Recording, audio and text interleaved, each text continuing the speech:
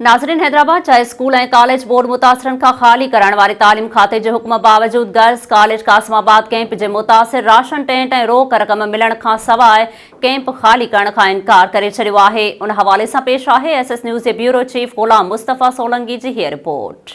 नाज़रीन, असां हैदराबाद जे कासिमाबाद वारी गर्ल्स कॉलेज वारी कैंप ते मौजूदु आहियूं, जिते बोर्ड मुतासिर मौजूदु आहिनि ऐं अॼु हिननि खे इहा कैंप ख़ाली करे वापसि पंहिंजे ॻोठ वञिणो आहे। पर हिन बोर्ड मुतासिरनि जो इहो चवणु आहे त असांखे को बि राशन वग़ैरह नथा ॾियनि ऐं ॻोठ में अञा पाणी बीठल आहे, असां वापसि नथा वञी सघूं, जंहिंजे करे असां कैंप ते ई तरसियल आहियूं। ऐं हीअ बोर्ड मुतासिर अॼु हिते कैंप ख़ाली करे वापसि वञिणा हुया, पर उहे अॼु ताईं मौजूदु आहिनि हिते। अचो उन्हनि खां पुछूं था त उहे छा था चवनि। असां हितां न निकिरंदासीं, भली मुख़्तियार कार अचे, DC अचे, केर बि अचे, हिते असां सां विढ़नि, जहिड़ो कनि, फशरी कनि, मारनि, जेसि ताईं असांखे राशन या टेंट न ॾींदा हितां असां न वेंदासीं। हिन महिल असां वटि का शइ बि न आहे जो असां उते वञी करे छा खाईंदासीं, छा पीअंदासीं। असांजे घर रजायूं हर शइ माना तबाह थी वई आहे। उते वञण जे लाइ असांखे कुझु माना ॾियनि। बेरोज़गार थी ऐं का शइ बि कोन्हे, किराया भाड़ा बि कोन्हनि, असांखे हर शइ ॾियनि न त निकिरूं न। असां हीअं कीअं निकिरंदासीं? पोइ हाणे हिननि खे जेको वणे सो करे असां वेठा आहियूं, भली असांखे मारे हिननि धकणी हिननि असां वेठा आहियूं। जेकॾहिं असां थोरी थोरी कंदा ॿार बच्चा रोडनि ते वञी बीहारींदासीं। हे चवंदा त भाउ वञो 13 तारीख़ ते असां स्कूल ख़ाली कराईंदासीं। असांजो इहो ई मुतालबो आहे त भाउ स्कूल ख़ाली करायो था त असां सभु मज़दूर आहियूं। को तगारी जो मज़ूर आहे, को भठे जो मज़ूर आहे, को रेड़ी जो मज़ूर आहे। असां सभु मज़ूर मां पाण रेड़ो हलाईंदो आहियां उते कैनशाह में फ्रूट जो।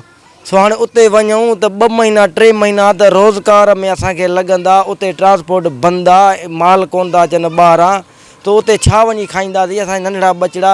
ऐं वरी चवंदा तव्हांखे टेंट सिटी में मोकिलींदासीं। असां टेंट सिटी में रहणु नथा चाहियूं। असां इहो ई चऊं था त भला टेंट या कुझु राशन महीने अध जो या कुझु 5 रुपया माली मदद कई वञे त असां सुभाणे राति ई ख़ाली कंदासीं स्कूल। बकटा राशन जा ॾियनि, टेंट ॾियनि, या 5000 मिसाल चयो आहे त उते हलंदासीं। को खाधो आहे, को पीतो आहे, को बचनि जी को दवा आहे, को दारू आहे। बाक़ी ईअं न आहे त उते असांजा बंगला ठहियल आहिनि, असां हितां निकिरंदासीं उन बंगलनि में वेंदासीं। अहिड़ी ॻाल्हि कान्हे। इहो असां बि सम्झूं था, असां बि बचिड़े वारा आहियूं, असां त ॿुढासीं ख़ैरु आहे, पर नियाणियुनि जी तालीम थी वञे इहा बि ख़बर आहे। पर हिननि खे पाण खे नथो थिए त असां सां तावन कनि। सुभाणे ईअं न थिए त उन हितां जा के चङा के मुतबर अची असांखे चवनि त भाउ तव्हांखे मज़ो अची वियो आहे, असांखे मज़ो कोन थो अचे। असां हिनमहिल ई तयारु आहियूं। अगरि इहे असांजी शर्तूं पूरियूं कनि, असां हिनमहिल होॾां ॾियनि, हिनमहिल गाॾी ॾियनि, असां हलिया वेंदासीं। सिर्फ़ु असांखे हीउ खाधो थो मिले जेको हितां मीडिया आहियो असां ॾियूं था। ॿियो हे खीर जी डॿी आहे। ॿियो असांजो इहो मुतालबो आहे त असांखे डेली हरासा कयो पियो वञे त हिन कॉलेज ख़ाली कयो, ॿारनि जी तालीम तबाह पियो थिए। 3 साल किरोना हुई, उते तालीम तबाह कोन पई थिए। हाणे हिकिड़े महीने जे लाइ बोर्ड मुतासिर वेठा आहिनि त तालीम तबाह थी थिए। असांजे ॿारनि जी तालीम तबाह नथी थिए। उते जेके असां लुड़ी हिते पता आहियूं, असांजी तालीम तबाह न थी आहे, हिननि जी तालीम तबाह थी थिए। ॿियो असांजे मुख़्तियार कार सां इहो मुतालबो आहे त असांखे 2 महीननि जो राशन ऐं 15000 रुपया रोक असांखे ॾिए। असां त पोइ असां पंहिंजे मुल्क वेंदासीं ऐं ॿियो टेंटूं ॾिना वञनि असांखे। इहो असांजो मुतालबो आहे मुख़्तियार कार। तक़रीबन हींअर असांजी फैमिलियूं तक़रीबन 70-80 फैमिली आहे। जीअं असांखे कैंप ख़ाली करणु असां काॾे वेंदासीं। असांजे ॻोठ में हींअर पाणी बीठो आहे, 1.5 फुट रोड ते पाणी बीठो आहे। ट्रैक्टर ट्राली जोई ब्राज खां हले थी, पर उहा बि कंहिं कम जी न आहे। असांजे शहर में घरनि में पाणी बीठो, असां काॾे वेंदासीं? हींअर था चवनि त असांजी तालीम तबाह थिए, असांजे ॿारनि जी तालीम तबाह थी थिए।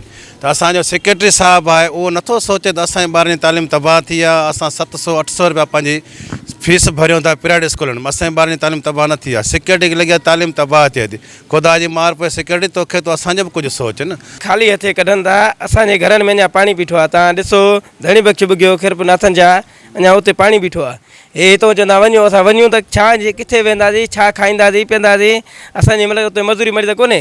असां रेड़ा हलाईंदा आहियूं, न हिनमहिल असांखे को रेड़ो मिलंदो, न को माल मिलंदो। असां वञूं काॾे? हितां जेके कढनि था त असांखे जे कुझु राशन ॾियनि, को टेंट ॾियनि, जेको असां हणी त हिते वेहूं न। हिन स्कूल मां असां ईअं कोन कंदासीं, असांखे मारे कढनि ॿाहिरि, बाक़ी हितां असां ईअं कोन कंदासीं। नाज़रीन, हे कैंपनि ते रहियल बोर्ड मुतासिरनि जूं तव्हां ॻाल्हियूं ॿुधियूं। हुननि जो इहो चवणु आहे त असांजे ॻोठनि में अञा पाणी बीठल आहे, उते असां रही नथा सघूं। ऐं हिननि चयो आहे जेकॾहिं असांखे स्कूलनि मां स्कूल ख़ाली कराए असांखे किथे ॿिए हंधि रिहाइश ॾियनि था त टेंट सिटी जी जेका हालत आहे उते गर्मी घणी आहे, उते सहूलियतूं न आहिनि, उते ई ॿोॾि मुतासिर रही नथा सघनि। हिननि जो इहो चवणु आहे त असांजो को वॾो मुतालबो न आहे, असांजो सरकार खां इहो नंढो मुतालबो आहे त असांखे 2 कटा राशन जा ॾेई करे, किरायो ॾेई करे ऐं हिकिड़ी टेंट ॾेई करे असांखे हर फैमिली खे हिकिड़ी टेंट ॾेई उनखे उते पंहिंजो मुंतक़िल कनि त जीअं हू पंहिंजे ॻोठ में जेकॾहिं पाणी आहे त साइड में बंद ते पंहिंजो टेंट हणी महीने ताईं त नथा खाई सघनि उहे 2 जेके कटा आहिनि, पर उहे हफ़्ते ताईं हू गुज़ारो करे सघनि जेसि ताईं हुननि खे को उते रोज़गार मिले। इन जे करे हिननि सरकार खां इहो मुतालबो कयो आहे त असांजी इहो वॾी फरमाइश न आहे, तव्हांखे किरोड़े अरबे रुपया फंड मिलिया आहिनि पर उहे ॿोॾि मुतासिरनि ताईं न पहुता आहिनि।